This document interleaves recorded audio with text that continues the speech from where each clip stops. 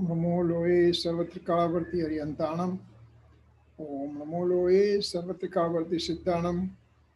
ओम नमो लोये सर्वत्रिकावर्ति आयर्याणम। ओम नमो लोये सर्वत्रिकावर्ति उवज्जायाणम। ओम नमो लोये सर्वत्रिकावर्ति सावणम। ओंकारं बिंदु संयुक्तं नित्यं ध्यायन्ति योगिनं कामदं मोक्षदं चैव ओंकाराय नमो नमः। नमः समय साराय स्वानुभूत्या चकाशते चित् स्वभावाय भावाय सर्वभावान्तरच्छिदे अज्ञानतिमिरन्दानं ज्ञानाञ्जनशलाकया चक्षुरुन्मिलितं येन तस्मै श्रीगुरुवे नमः। तीर्थंकरो जगतनाजयवन्तवर्तो ओंकारनादजिननो जयवन्तवर्तो जिनना समो सरासौ जयवन्तवर्तो ने तीर्थचार जगमा जयवन्तवर्तो अनंत अनंत भाव भेद थी भरेली भली अनंत अनंत नय निक्षेपे व्याख्यानी छे सकल जगत हितकारिणी हरिणी मोह तारिणी भवादि मोक्षचारिणी प्रमाणी छे उपमा आप्यानी जेने तमारा खबीते व्यर्थ આપવાથી નિજ મતિમાં પાઈ મેં માની છે અહો રાજ ચંદ્ર બાળ ખ્યાલ નથી પમતાએ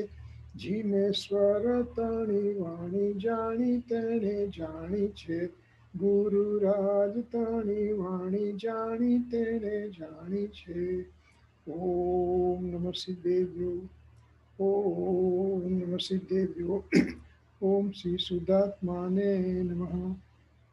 जय Jinendra.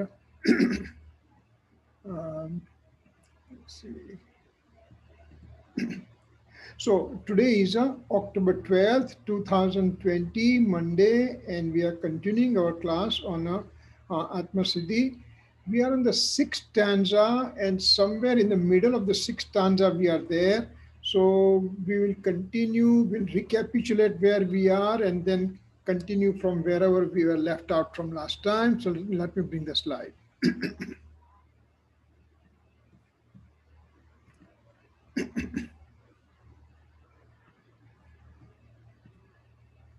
So we were on this slide last week. So let's recapitulate quickly. Well, before we do that, let's play the stop share. Let's play the stanza first and then come here. 40.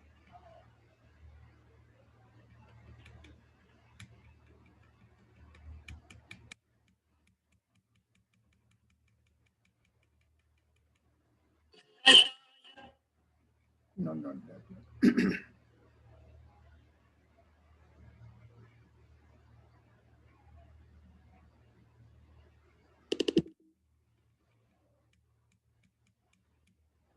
Okay, so let's play this stanza and then we'll continue, okay?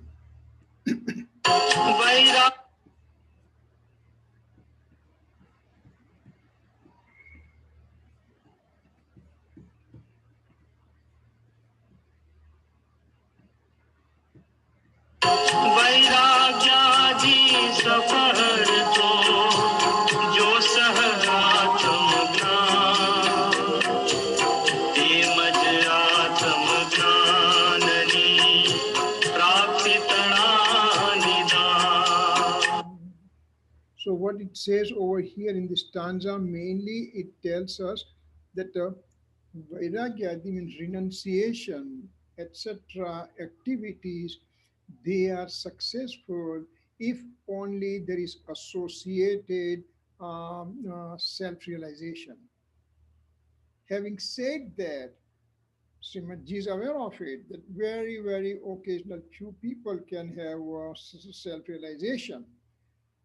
Most of the people are on the wrong faith state. So then he gives encouragement that if those renunciation and those renunciation type of activities, if they are mainly aimed towards getting the right faith, then they are also useful. Having said that way, then we just come to our stanza where we are right now, and then continue from there.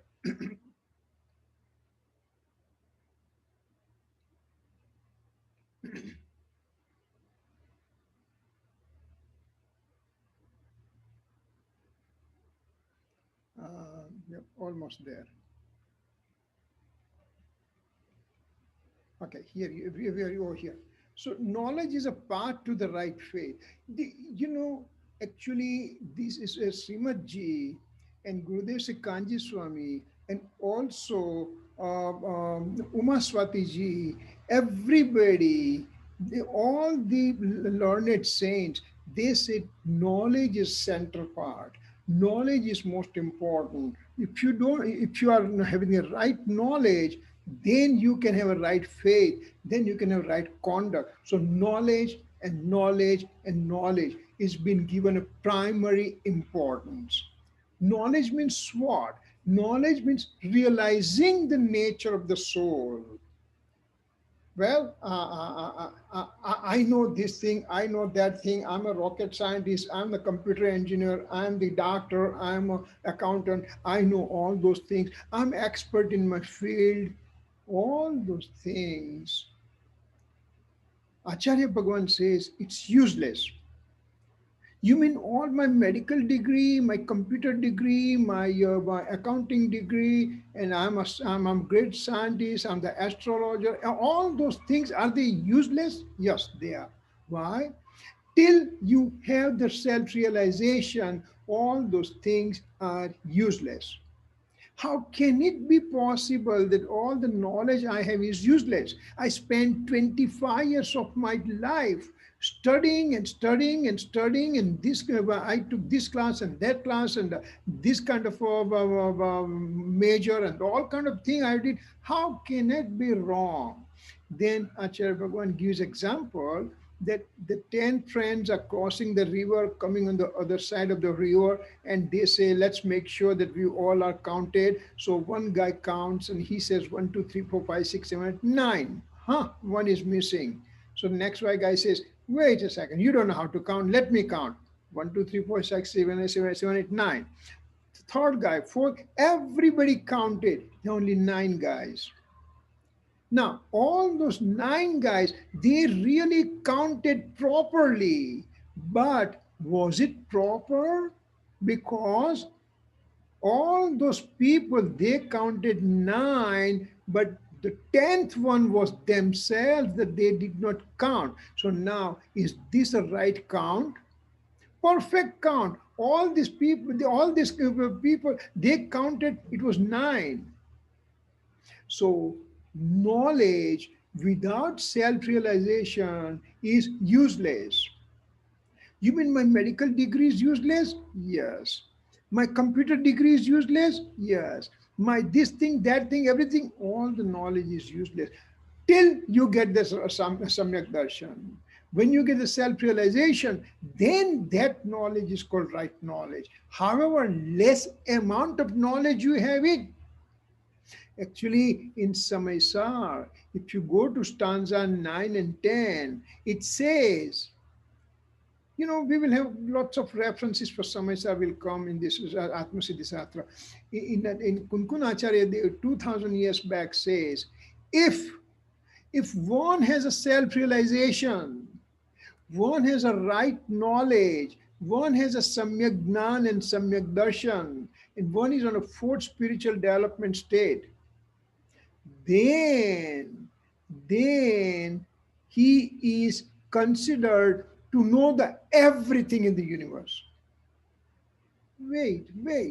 How can I be knowing everything in the universe? Just by self-realization? Yes. Now, omniscient Lord, Tirthankar Bhagwan and Kevali Bhagwan and Siddha Bhagwan, they can see, they can witness whole universe past, present, and future of every possible objects in the universe. They can see within one samay. They can perceive that one. But the person on fourth spiritual development state, he does not know anything. But he knows one thing. He knows I'm the soul, and besides me, everything else is non-soul entity. For example, Mahavir Swami got the Samyak Darshan in a lion's life. Parshnath Bhagwan got a Samyak Darshan in an elephant's life. How much this elephant and lion knew about it? Did they know the name of the six substances and nine elements and everything? No, they didn't know anything about it. They knew one thing: I am the soul, and everything else besides me are non soul entities. So, just by realizing the soul, you have known the whole universe. In the beginning and the fourth spiritual development state, it could be a whole universe in total. That this is away from me, everything away from me. And in Kevali Bhagwan, they will witness it directly. So that's only the difference. But this one have so knowledge of the self is very important. Having said that, experiencing of the soul is called liberation. Experiencing of the soul, simply experiencing the soul is called liberation. We talked last week that Siddhashila, on the Siddhashila, to go to Siddhashila, is it called liberation? And we said, no. Wait. Siddha Bhagwan, his ultimate resting place is a Siddhashila. To go to Siddhashila is not called moksha. Answer is no. Why? Answer is no. Because on the Siddhashila, which is part of the cosmic universe, it is full of lowest form of life, Nigodh Jeev also. So Nigodh living being also lives there. Siddha Bhagwan also lives there. And I, as a human being, is in this form of I as a soul, infinite times in the lowest form of life, I may have gone to Siddhashila also. So going to Siddhashila is not a big deal. As we said last week again, that I'm working in White House. Wow, wait a second. Are you working in White House? What are you doing? What are you doing? What are you doing? I'm the sweeper there. I clean the floors there. So in the White House, president can also live there, and the sweeper can live there, cook can also live there, and barber can also live there. Everybody can live there. So going there is not important, but experiencing of the soul, the Atmani Anubhuti e Mukti Che. So the experience of the soul is called liberation in reality. The means sadhan is also the soul. Now, when having said that, it says, what are the means to achieve the right faith? Then it says the means to achieve the reality, means to achieve the experiencing of the soul is also the soul. Soul is the aim and soul is a means. Soul, in the soul being my ultimate aim, and for reaching that ultimate aim, I need to have some kind of means to achieve, and that means is also the soul. Soul is an aim, soul is a means. On the path, there is auspicious inclination according to the state. When Samyak Darshan occurs, person is on the fourth spiritual state, and he has a purity has started within him. Until now, he was in a wrong faith state since time infinite. Time immortal in the past, he was the living being is in the wrong faith. And now with his personal effort, he started right faith. This right faith, when it started, means purity has started. Purity has started. Remember, purity has started. So it was total intense darkness was there, and a ray of light has come in that total intense darkness, a ray of light has come. That means purity has started, and at the same time impurity started decreasing. Purity is it started, and that much amount of impurity got decreased. So when the soul is on the fourth spiritual development state, that means he has purity started. That means his impurity started slowly diminishing. As the purity increases, the impurity keeps on decreasing proportionately, and ultimately on 12th spiritual development state, purity is complete and impurity is zero. So on the path, the purity started till purity is complete. Purity started fourth spiritual development state, purity completing at 12th spiritual development state. During this fourth to 12th spiritual development state, that journey is called path to the liberation. So on that path, there is still some auspicious inclination occurring according to the stage he is on the fourth spiritual state. There is a lot more type of those auspicious inclination could be there. Then it may start reducing because impurity is going away and purity is increasing by leaps and bounds. So that's going to happen. Now, ignorant soul believes external activity to be the real religion. Now, this is very powerful statement to understand. What has happened here? See, let me just bring my pen over here. What has happened here? Purity has started, and when purity has started, means that in the intense darkness, a ray of light has come in. Means purity has just started, and impurity starts decreasing. As purity increases, impurity decreases. Now, impurity decreases, impurity going away, impurity becoming less and less. That means ignorant soul sees that impurity getting less and less and less.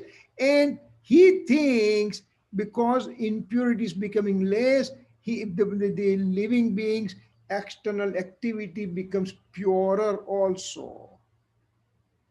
So the ignorant soul is looking at this purer form of a physical activity, and he thinks that's a religion. Mahavir is in the meditative state for 12 and a half years after taking his monkhood. Age 30, he took monkhood. At age 42 and a half, he obtained omniscience knowledge. So 12 and a half years, he is in meditative posture. Meditative posture means he is engrossed in his eternal self and he is enjoying that state. And at that time, externally, he is so-called fasting. He is having so-called vow of silence because he is not speaking anything at the time when he is engrossed in the self. So what people saw outside, this Mahavir is in a meditation and he did not eat. So not to eat is a religion. Not to speak, take the vow of silence, that's a religion. That's what ignorant soul picked up on the wrong thing. Such ignorant soul have indigestion for the nature of the state of the soul. It is just kind of a statement that the right thing has been put in front of him and he just does not like it. He does not enjoy that one.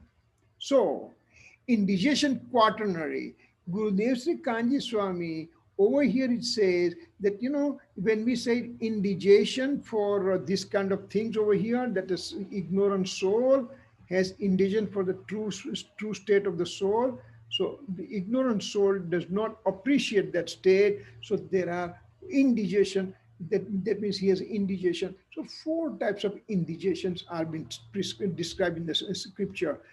Indigestion of knowledge. I have a knowledge, shallow knowledge, and little knowledge here and there, and I think I'm the greatest of the great, and I know everything, and I become arrogant. And so that indigestion is in the form of ego, hatred, or to put down others because you don't know all this thing. Come on, I know those things. So this kind of thing happens. That's an indigestion of the knowledge. If the right knowledge is there, person will be very pious, person will be very peaceful, person will not have any egoistic state, he will not have a hatred, he will have a friendship with along all the living objects and everything.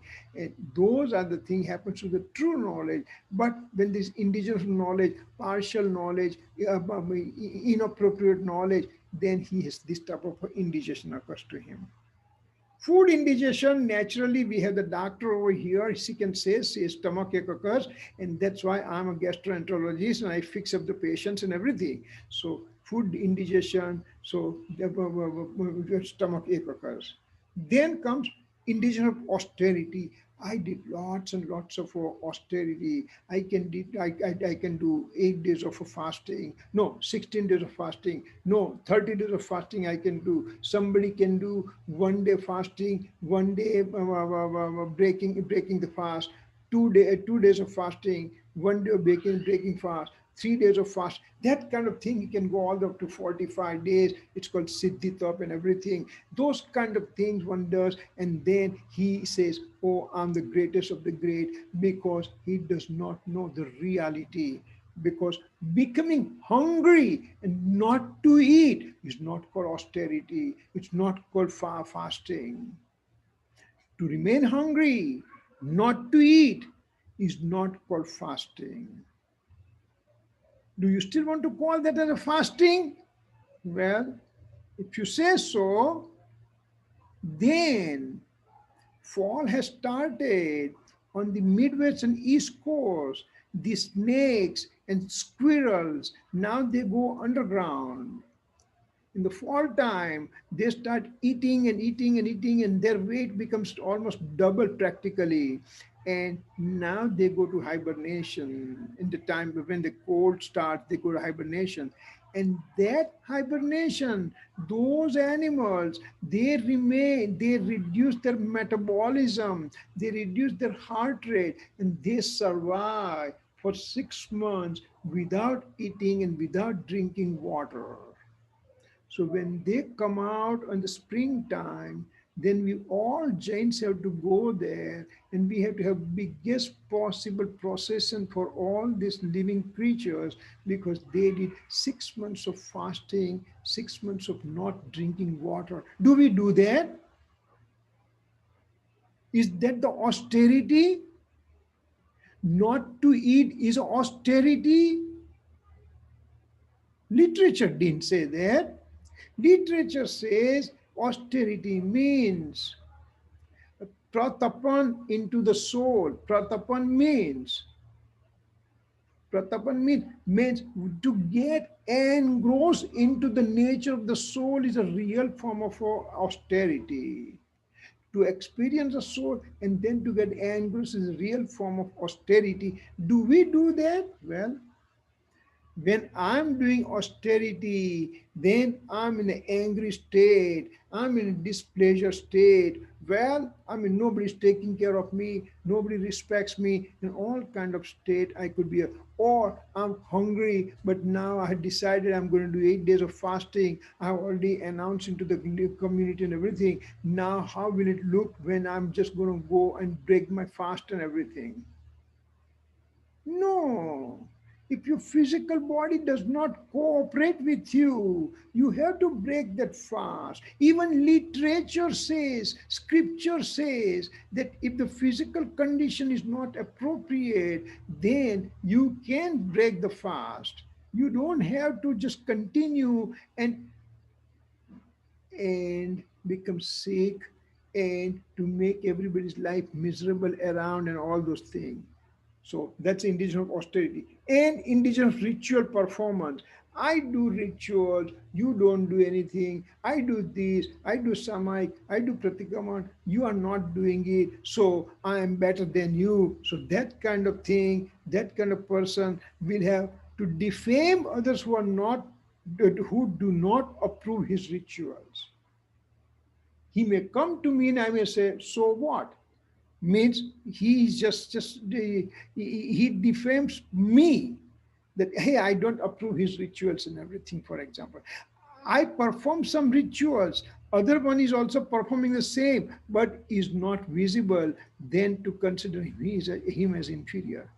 Let's say that you have done upvas, I have done upvas, you have not told anybody that you have done upvas. You are just quietly doing your normal activity, and whenever your time permits, you do the Swadhay, etc. And now I have done upvas, and I put down on the Facebook, hey, you know what, Kirit Gosalia has done fasting today. Whole world will say, oh, Shatamash, oh, Shatamash, oh, Shat. So that means my upvas is visible, yours is not visible, so you are inferior to me. To believe he is great and others are worthless. So these are the indications of all this such type of things in which I don't know the real meaning of the rituals. I don't know the real nature of the austerity, and that's why all these problems occurs to me. What is renunciation now? So far, we talk so much about renunciation. What renunciation means to you and me? General nature of renunciation. For householder, it's charity, and for monks, it's passionless state, parigrahyag. When you do the Daslakshan Mahaparva, when you celebrate the 10 virtues of the soul, that 10 days of 10 days of Daslakshan Mahaparva, when you do that, there is one day it comes, it is called renunciation. Shama, Arjo, Mardav, Satya, Saut, Sanyam, Tyag, Akinchanya, Brahmacharya. So Tyag means renunciation. It's one of the religion of the one of the virtues of the soul. So for that one, for a householder like us, the charity is a main form of renunciation. Charity also, listen carefully, 6% to 25% of your income to be given in charity. That's a scripture says. Here I give $100 to the Jain Center, and that means I have done my part. If they come back again, how many times you are going to come and take money from? Wait a second. You have to give 6% of your income. Did you do that? So that's for the householder. For the monk, he has absolute renunciation. He does not have any clothes on. He does not have family. He does not have house. He has given up everything except for his own body. So he remains as a naked saint. That's the general nature. Absolute nature, one gives up attachment to all worldly things and shows indifference. 10, 12 Anupreksha, stanza 78. 12 Anupreksha is a scripture written by Kunkunacharya Dev. Anupreksha it's a contemplations. Those are the ones, that 12 contemplations are there. And if you go through Tattvat Sutra, there's a chapter of Samvar on stoppage, Samvar.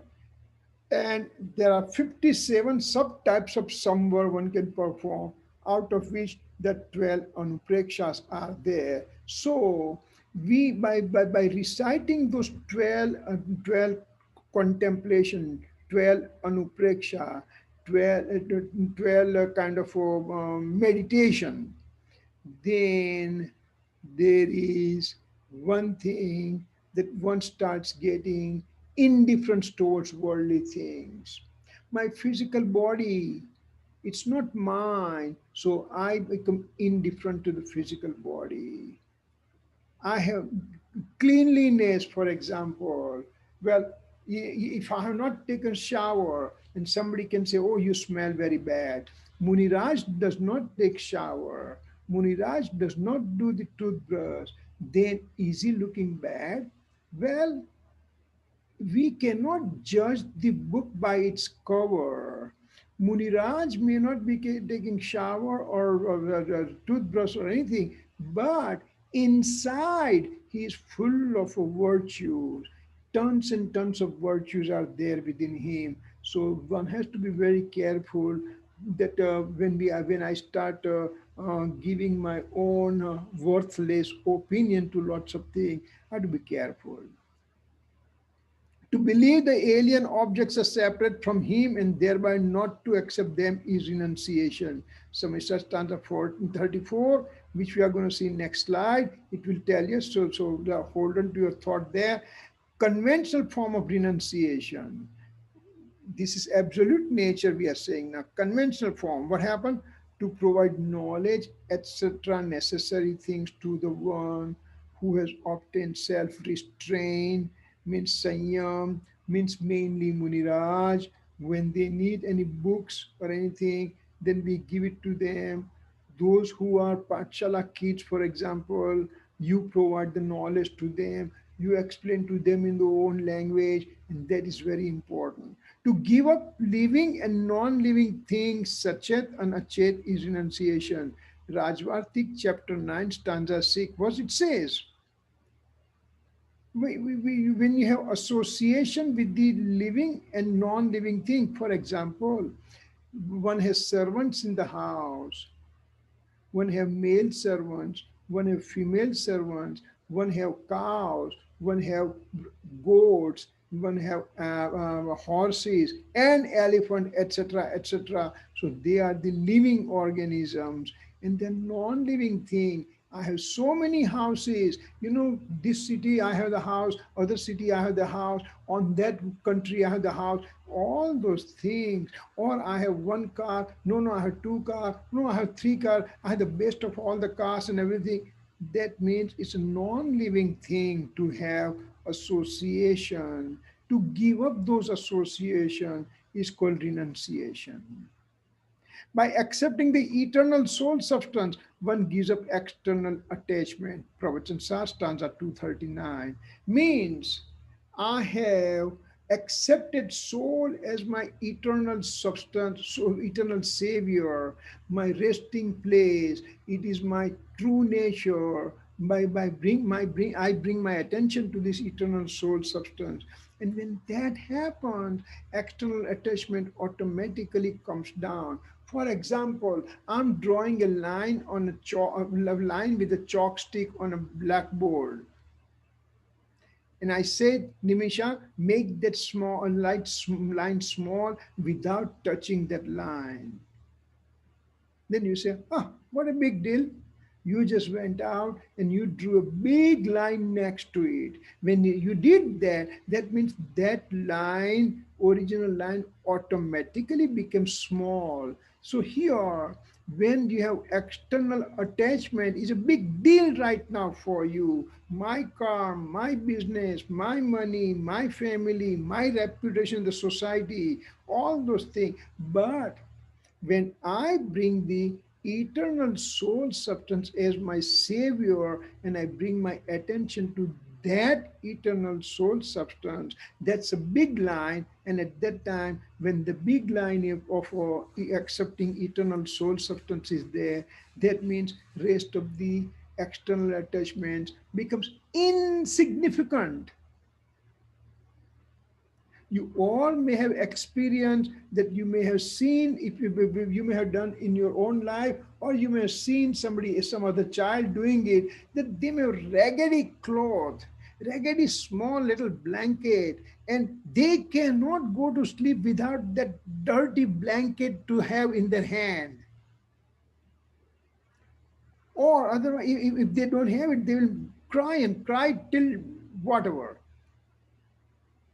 Now the child has become big and you just give the same ragged blanket. And he says, what is this nonsense? I don't care about it.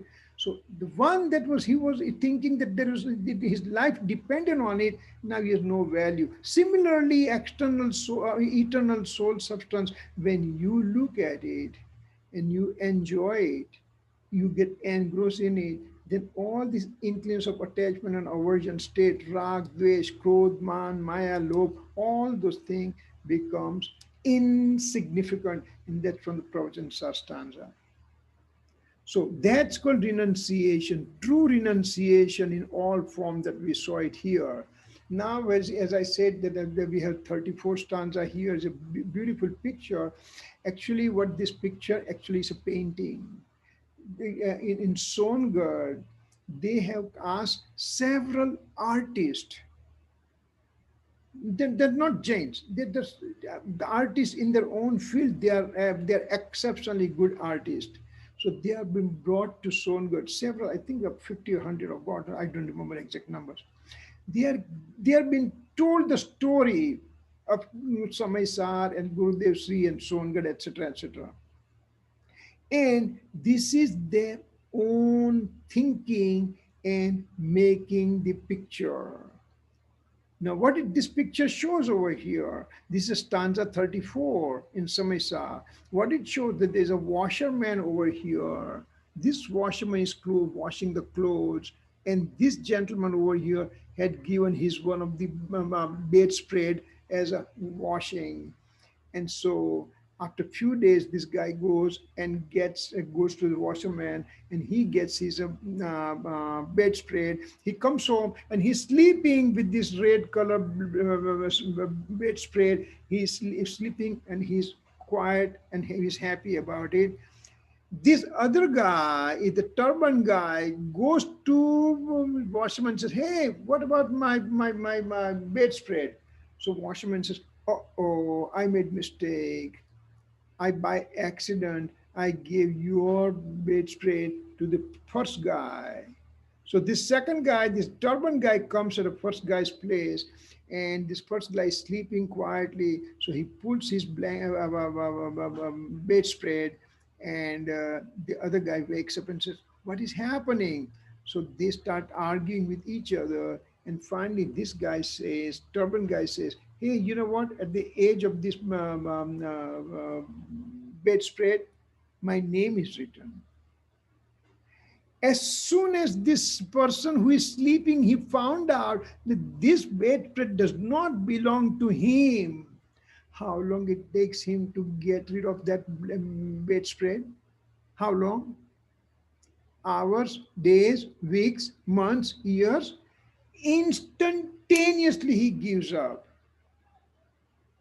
So that's a story. Now, in this story, really beautiful way, it also describes something about the spirituality over here. It said that soul is over here, and soul wrongfully knows that body is mine. Soul wrongfully knows body is mine. But as soon as soul finds out that body is not mine, body is an alien object, then the soul gives up the association with this body. Such a powerful painting, powerful message, simple picture, but it's an amazing message. So it says the Gnan matra hi tyag hai. Knowledge itself is renunciation. If this guy found out that this bedspread does not belong to him, that knowledge occurred, renunciation occurred right away. He just gave it up. Similarly, soul ends up knowing that the body is not mine. As soon as soul finds that one out, then soul does not have any association with the body. The soul remains soul, body remains body.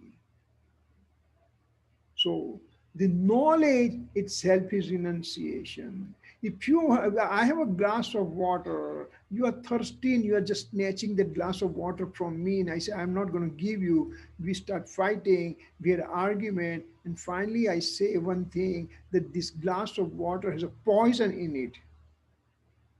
How long it will take for you to give up that glass of water? 1 day, 1 hour, 1 minute, 1 second. How much? Instantaneously.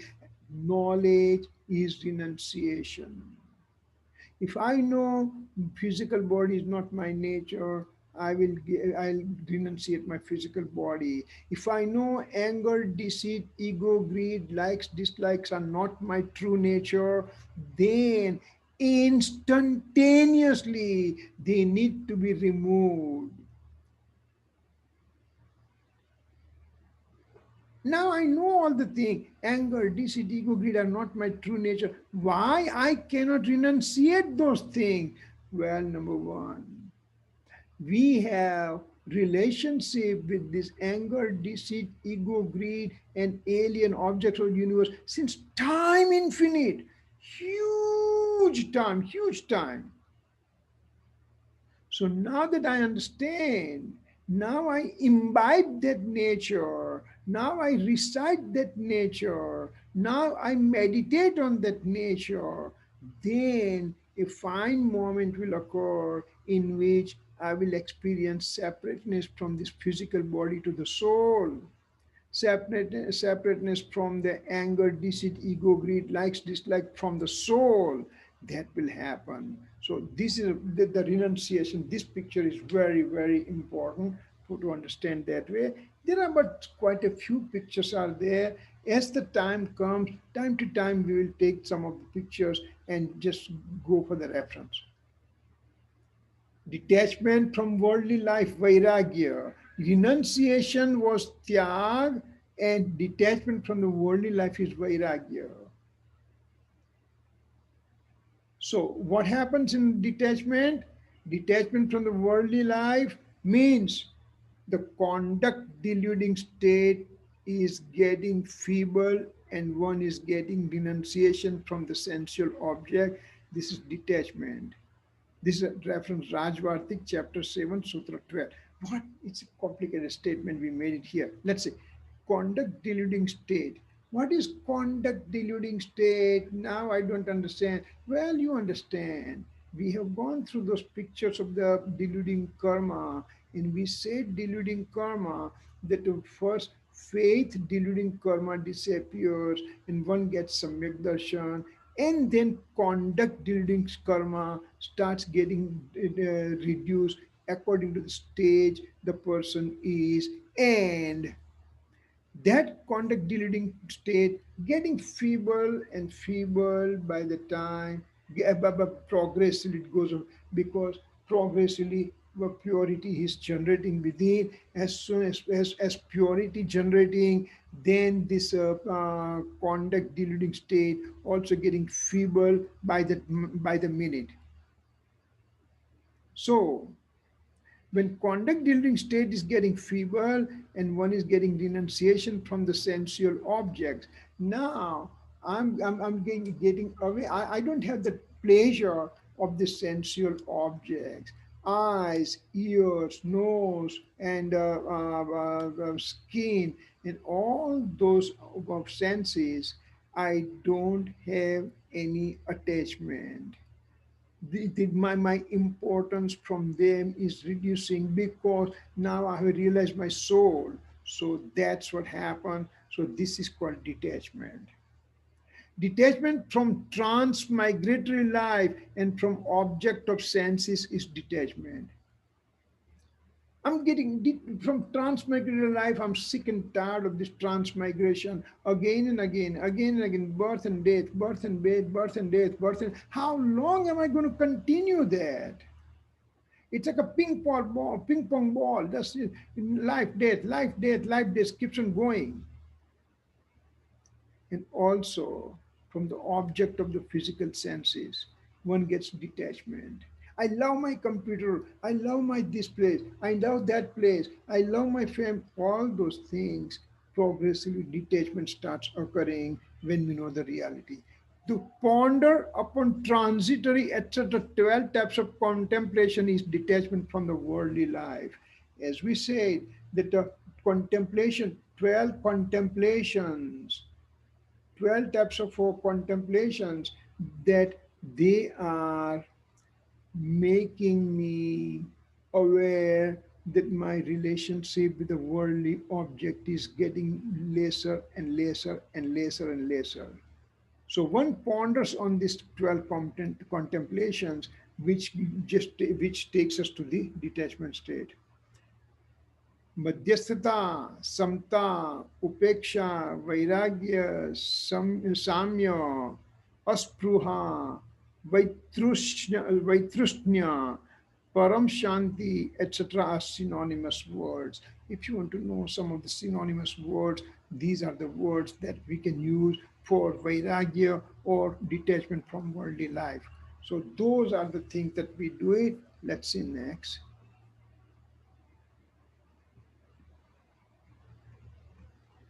Question occurs now. What's the question? Detachment from worldly affair, etc. states are only helpful after getting right faith. You have said, questioner asking, the student is asking question that listen, we talked about you in the previous slides we said detachment of the worldly affair, etc. states are only helpful after getting right faith. So then why does one have to perform prior to getting right faith? Why you're making my life miserable by doing all this unnecessary, so-called unnecessary information? Why do I have to break my head and everything? Well, because you have not understood the real nature of detachment. What it says over here, answer, Acharya Bhagavan gives answer. Such states are performed with the intention of getting right faith, then certainly they are helpful obtaining right faith.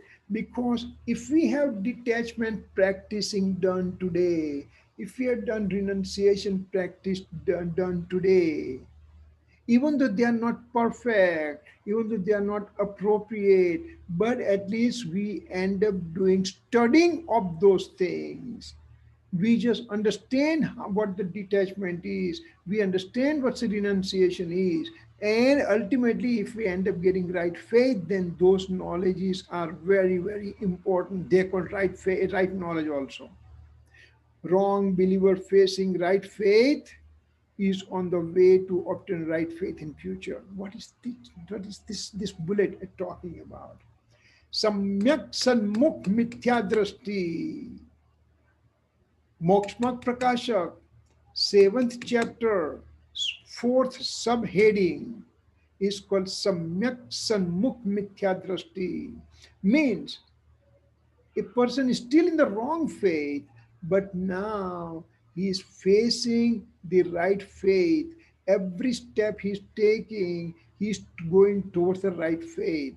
So even though it's a wrong faith state, but he is going in that direction so strongly that pretty soon he's going to get the right faith. Samyak Sanmukh Mithya Drashti. This is the Todarmalji's Moksmak Prakashak. That Moksmak Prakashak, by the way, is word to word translated into English in a beautiful readers user friendly English. And if you want to download that book, it is on atmadharma.com or vitragvani.com. It's available.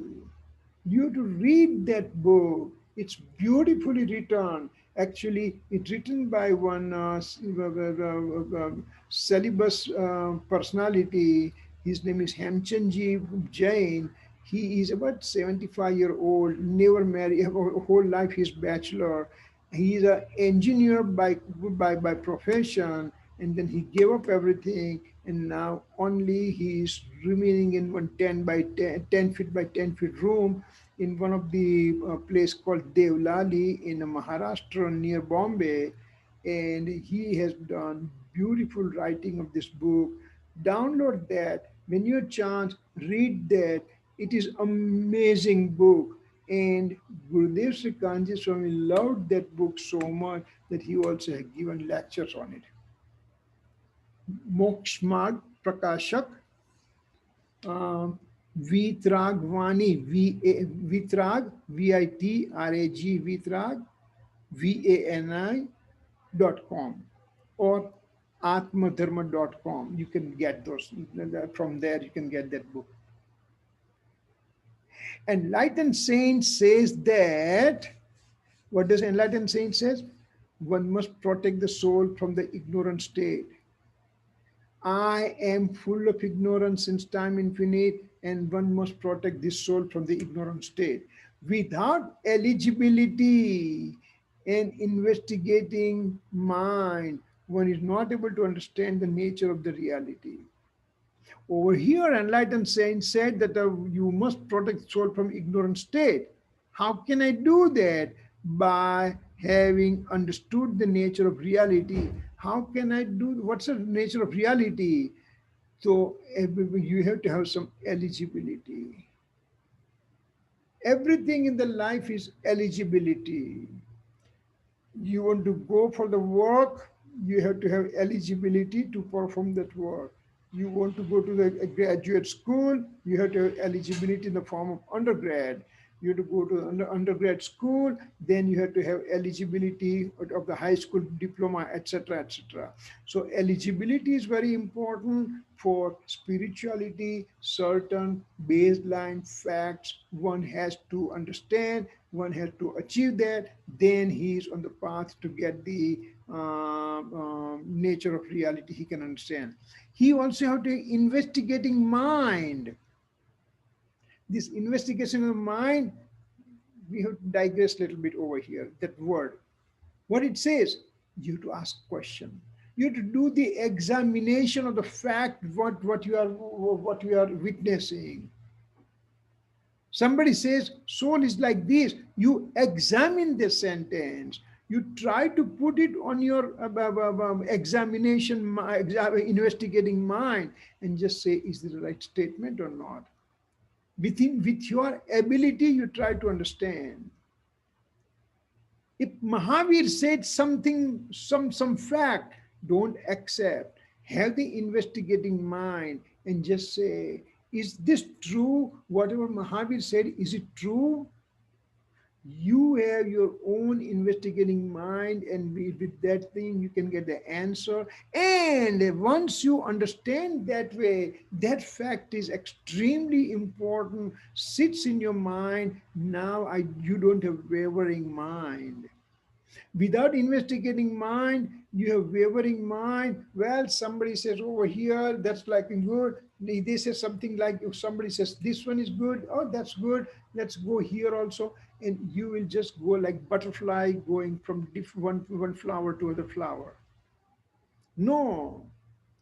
Once you have your investigating mind, this is what Mahavir said, this is what I examined, I did the investigation, it appears to be true, and so I'm going to get stuck, I'm going to stick to that. So without having those things, one is not able to understand the nature of the reality. Without right faith, the internal reduced toxic emotions and auspicious inclinations are of no value. If you have no right faith, then you may have diminished toxic emotions, diminished anger, ego, deceit, greed, or auspicious inclinations. They are of no value. You have to have right faith. You have to have experiencing of the soul. You have to have right knowledge. You have to have right conduct. Samyak darshan, samyak jnana, samyak charitra. Once you have it, then only those things are important for you. Having right faith or the self-effort to achieve one, then renunciation, etc. state are useful to the self. First, we have to have right faith, or you have the effort to obtain one. That's your precondition. Having right faith or self-effort to achieve one.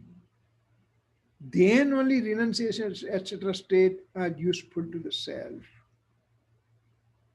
because they have meaning to that.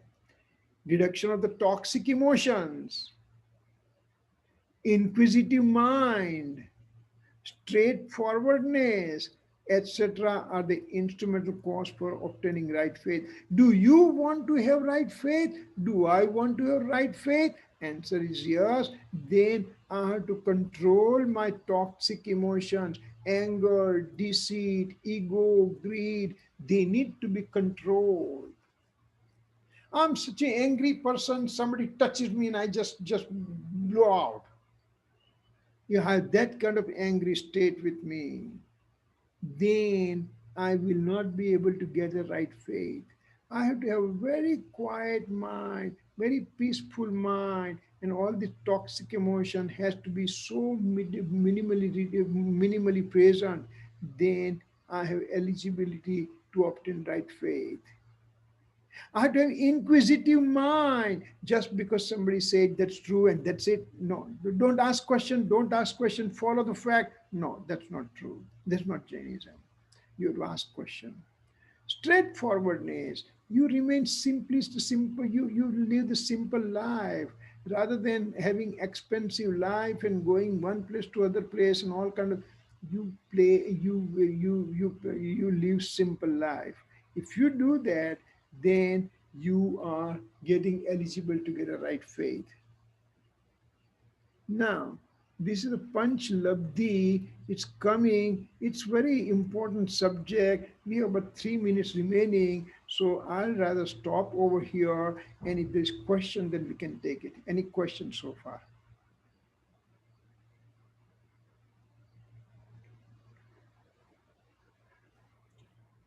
Question, Uncle. We Yeah. talked about detachment from worldly life and the tyag as well, but we talked about it more like if you're self-realized. So what's the best thing for someone like us at our current state? Yes. What are things that we can do that are practical to get to that higher level? Remember, as right faith is must. That's the first part. But if you when one does not have right faith, but my aim is to get the right faith. My aim. I'm not a doctor, but I would like to become doctor. That's my narrow aim, for example. Then what will happen? All my activity will be directed to achieve that aim. I don't have $1 million, for example, but I would like to have $1 million. Then all my efforts will be directed to obtain $1 million lawfully. Of course, you can buy the gun and go to the bank and get money too, but here lawfully, how can I get it? Similarly, when I make the determination I want to obtain right faith, then you go on the top of the hill and throw some water down, a bucket full of water. Where will the water go? Tell me. It will start flowing down. It will find its own way to go down. Similarly, I decided I like to have a right faith. Then my worldly affair, attachment to the worldly thing starts diminishing. You don't have that much interest in the worldly life.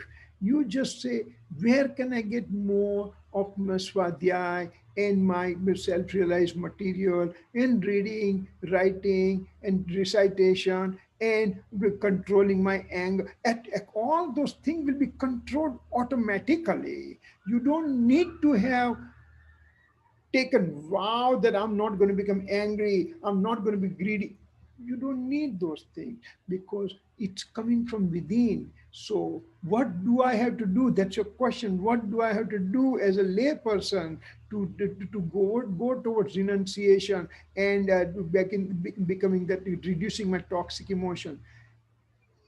Once you have as we say, this is a small line.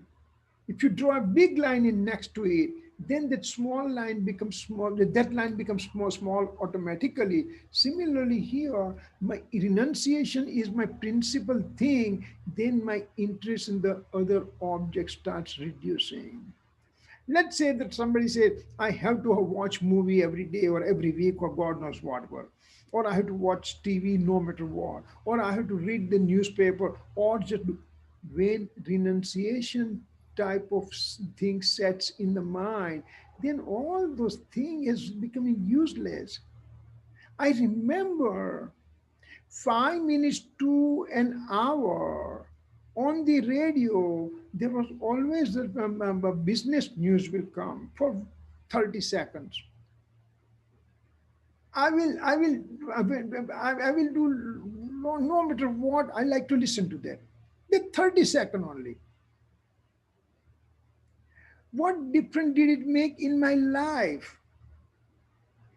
Once that I said, is it important for me just to drop my work and do this and do that, just to listen to that news for 30 seconds? And there was no blog and all kind of thing. I'm talking 20, 30 years back. So that's what happened, that your interest starts waning away from those kind of things. I have to have certain clothes, otherwise I can't go to work. Now you just say, what difference does it make as long as you have the clothes covering your body and you have appropriate clothes are there? Why to worry about it? So those are the things that you can start.